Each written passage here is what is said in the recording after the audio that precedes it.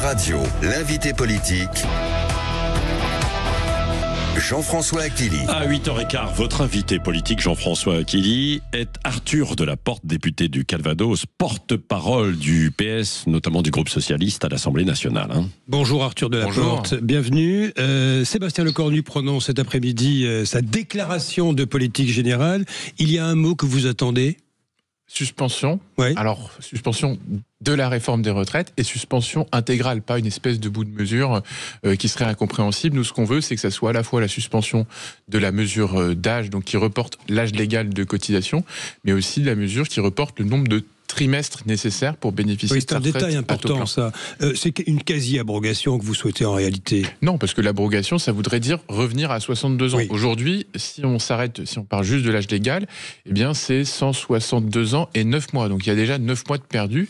9 mois qu'on voudrait évidemment supprimer si d'ores et déjà on revenait au pouvoir. Mais pour l'instant, on en est là et on souhaite, la suspension de la réforme des retraites. C'est déjà un compromis qu'on fait. Alors Olivier Faure, le Premier secrétaire, a été clair dans ses mots, explicite, suspension immédiate et complète de la réforme.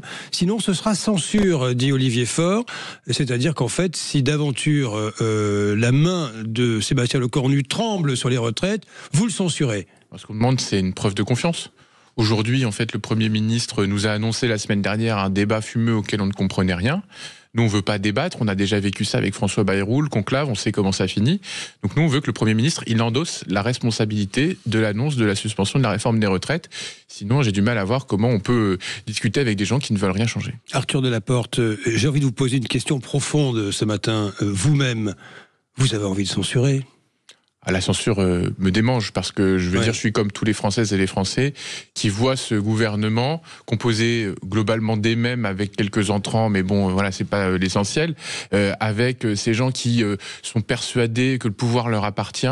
Et je vous avoue que derrière, on voit aussi évidemment Emmanuel Macron qui donne l'impression de vouloir toujours continuer à tirer les ficelles. En venant ici, je lisais un article sur le départ de Manuel Valls. C'est pas Sébastien Lecornu qui pourtant, nous disait-on, avait carte blanche qu'il a décidé, c'est Emmanuel Macron qui l'a imposé depuis l'Élysée. Il faut que ça cesse. Vous dites que ça s'est fait à l'Élysée dimanche soir. En réalité, il n'y a pas eu de carte blanche, il n'y a pas de marge de manœuvre à vos yeux. Moi, j'ai l'impression en tout cas que sur la formation du gouvernement, le président de la République a tenu le crayon. Aujourd'hui, on a pourtant un Premier ministre qui est censé être un Premier ministre de rupture. Donc vous voyez, voilà, moi c'est cette espèce de dissonance que j'ai du mal à supporter. Et la censure vous démange, Arthur Delaporte. Ce n'est pas rien de dire cela parce que c'est la survie de ce gouvernement qui en dépend. Selon Politico, un tiers des élus socialistes seraient très tentés d'aller voter la censure dès demain. Vous confirmez ou pas ? Alors, je suis pas en mesure de vous dire cela, mais ce que je peux vous dire, non, il n'y a pas de compte, il n'y a pas de calcul. On est comme dans tous les groupes, un groupe qui a des débats. Mais non, franchement, c'est pas le sujet. Mais ce qui est sûr, c'est que la position collective du Parti socialiste, elle dépendra de ce que j'ai dit, c'est-à-dire est-ce que le Premier ministre a lâché des choses majeures, significatives, et en particulier sur la réforme des retraites. Mais ça n'est pas tout.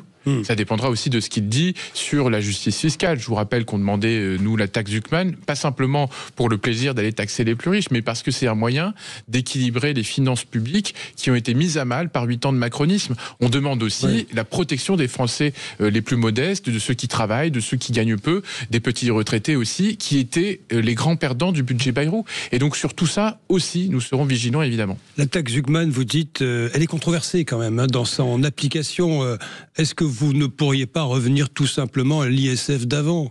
Parce que la taxe Zuckman, vous savez bien comment ça se passe. Ça peut fonctionner sur certains ultra riches, mais pas d'autres. Ça a été dit. On peut parler indéfiniment de la taxe Zuckman, parce que l'une des forces de ce qu'on a porté dans notre contre-budget, c'est que ça a remis sur la table le sujet de la fiscalisation des plus grandes fortunes et la manière dont ils pouvaient, par des foncières, par exemple, éviter l'impôt. Même Philippe Aghion, le prix Nobel dans le journal Le Monde, dit que c'est pas... C'est pas parce qu'on est prix Nobel qu'on est parole d'évangile. Non, je tiens à le dire. La science, et notamment la science économique, elle est... bien sûr, je ne le conteste pas. Et d'ailleurs, je le félicite, et c'est bien que la France montre aussi qu'elle a une école d'économie qui fonctionne. Mais je le dis, la taxe Zuckman, c'est pas simplement parce que Gabriel Zuckman est aussi un grand économiste. C'est parce que on a aujourd'hui un sujet des plus riches qui évitent l'impôt, qui trouvent des mécanismes d'optimisation, notamment en plaçant leur patrimoine dans des holdings, et que l'ISF ne répondait pas à cela. Donc nous, ce que nous disons au Premier ministre, c'est qu'il faut trouver un moyen, non seulement de fiscaliser ce patrimoine qui échappe à l'impôt, mais aussi de rapporter de l'argent à l'État. Donc vous Vous attendez... 60 milliards d'euros quand même, hein, les cadeaux fiscaux d'Emmanuel Macron faits aux plus grandes fortunes, aux grandes entreprises, chaque année. Donc c'est autant de moins pour les finances de l'État. Qu'attendez-vous précisément à ce sujet de la part du Premier ministre? On attend des annonces claires et pas simplement des déclarations d'intention sur la question de la fiscalisation des plus grandes fortunes et de la mise à contribution des grandes entreprises qui ont tant bénéficié des dépenses publiques ces dernières années. Le Parti socialiste attend également, Olivier Faure, vous-même et vos camarades attendent finalement aussi qu'il y ait un renoncement clair. Ça, pour vous, c'est acquis au 49.3. Oui, alors pourquoi est-ce qu'on demande ça? C'est pas simplement parce que c'est un outil de brutalisation du débat démocratique, mais parce qu'on considère que, comme il n'y a plus de majorité claire au Parlement, eh bien, ça ne peut pas être le gouvernement qui seul impose sa décision. Et donc le renoncement au 49.3, c'est un moyen de favoriser ce débat démocratique et de dire que finalement le débat parlementaire compte, que c'est pas pour du beurre. Moi j'ai participé à la discussion des 2 précédents budgets sous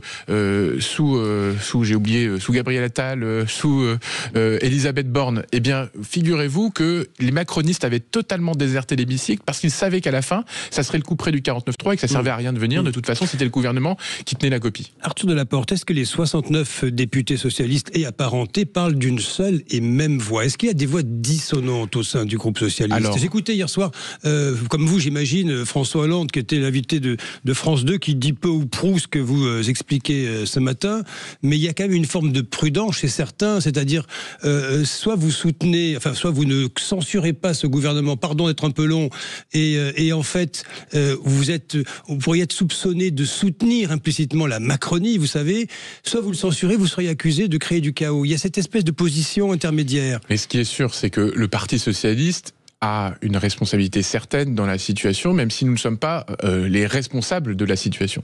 Oui, aujourd'hui, je tiens à dire que ceux qui sont responsables, c'est ceux qui sont au gouvernement et qui feraient le choix de continuer le macronisme. Donc nous, on n'est pas responsables à leur place, mais on est évidemment face à des choix importants, puisqu'on est conscient que c'est de notre vote que dépendra l'avenir de ce gouvernement.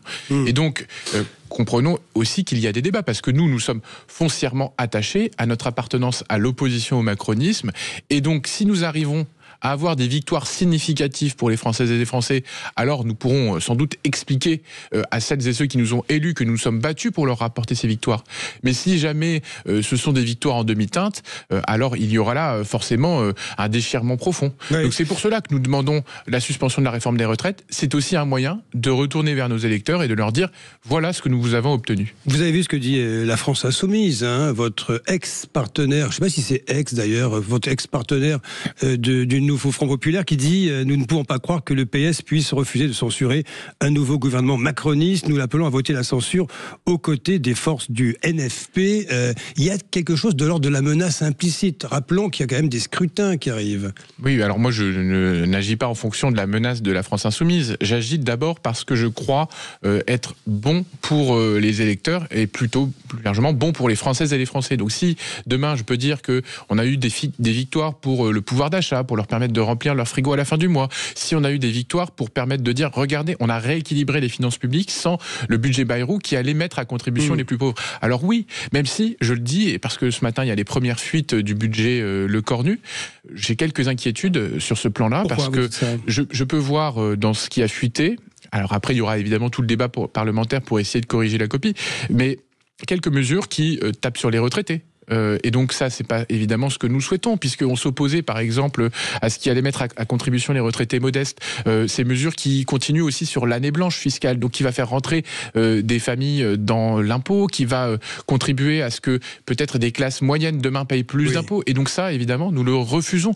Nous voulons que ça soit justement réparti, que ça ne soit pas toujours les mêmes qui participent. Tout ce qui fait contribuer les retraités les plus modestes et les classes moyennes, vous dites non. Non, parce que c'est pas LE de financer l'effort qui a été fait, notamment par la suppression de l'ISF et par tout un tas de mesures par Emmanuel Macron, qui derrière s'est traduite d'abord par un enrichissement des plus riches. Je rappelle quand même que les 1800 plus grandes fortunes ont vu leur fortune doubler depuis l'arrivée au pouvoir d'Emmanuel Macron. Oui, mais vous avez en France 10% des plus riches contribuables qui règlent 72% de l'IR. Vous savez que la contribution, elle est élevée quand même. Oui, la contribution est élevée, mais entre-temps, les inégalités de richesse ont continué à augmenter. Et moi, je ne parle pas des 10% les plus riches, je parle des 0,1 0,1% les plus riches. Et c'est eux qui s'enrichissent encore plus vite que les autres. Payent 13% de l'IR. Les 0,1%, 13% de l'IR. Sauf que ce sont une contribution forte, vous le pouvez sauf que leur patrimoine augmente je de 10%. Défense, je donne des chiffres. Leur patrimoine augmente de 10% chaque année. C'est ce que moi, si j'étais un Français et que mon patrimoine augmentait de 10% chaque année, je serais peut-être prêt à en reverser une partie. Alors, est-ce que vous pourriez nous éclairer sur des propos d'Olivier Faure en interview, c'est dans la Tribune, vous êtes porte-parole du Parti Socialiste, qui a dit, Olivier Faure, il faudra accepter la concurrence au premier tour, il parle des élections, et tout entreprendre pour éviter le RN au second. Est-ce à dire qu'aujourd'hui, le Parti Socialiste peut-être pourrait réviser son attitude vis-à-vis de la France insoumise et passer des accords de deuxième tour si d'aventure, c'était nécessaire? Alors, au-delà des accords de premier tour, il y a un sujet qu'il faut garder en tête, c'est la question de la menace du Rassemblement national. C'est ce qui nous a conduit à nous rassembler alors que la gauche était éclatée.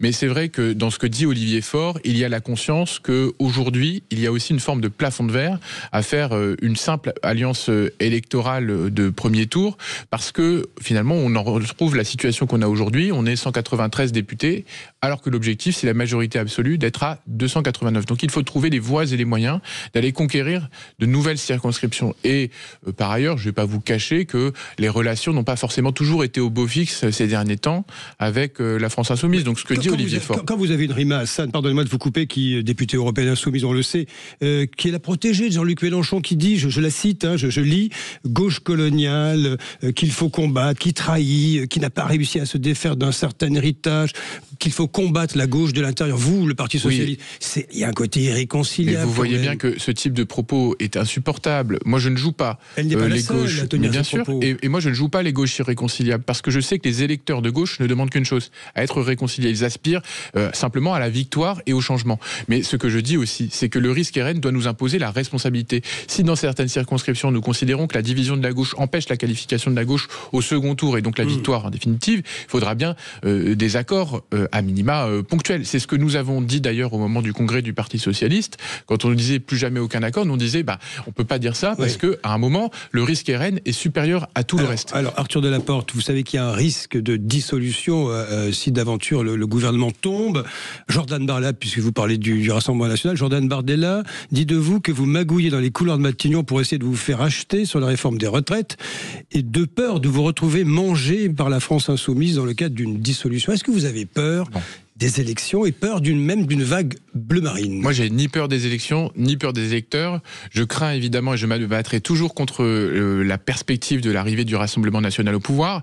Et je répondrai simplement à Jordan Bardella que ceux qui magouillent, ceux qui bénéficient du Parlement européen, ceux qui détournent et ceux qui ont été condamnés pour cela, ce sont évidemment les députés du Rassemblement national. Donc, il faut qu'ils arrêtent de nous faire croire que parce qu'ils ont été la béquille de François Bayrou à un moment, parce qu'ils ont été ceux qui ont empêché la taxation des plus riches dans les différents budgets des gouvernements précédents, ceux qui ont défendu les possédants et notamment les petits propriétaires, ce qu'ils appellent les petits propriétaires, qui étaient en fait les grands propriétaires qui participent à la spéculation française, à la spéculation foncière, c'est le Rassemblement national. Donc voilà, aujourd'hui, je le dis, il faut arrêter cette imposture du RN et je me battrai toujours contre ceux qui tiennent ce type de discours démagogique et menteur. Pour finir, que dites-vous, Arthur Delaporte, de la libération des otages israéliens après 2 ans? C'est un soulagement profond.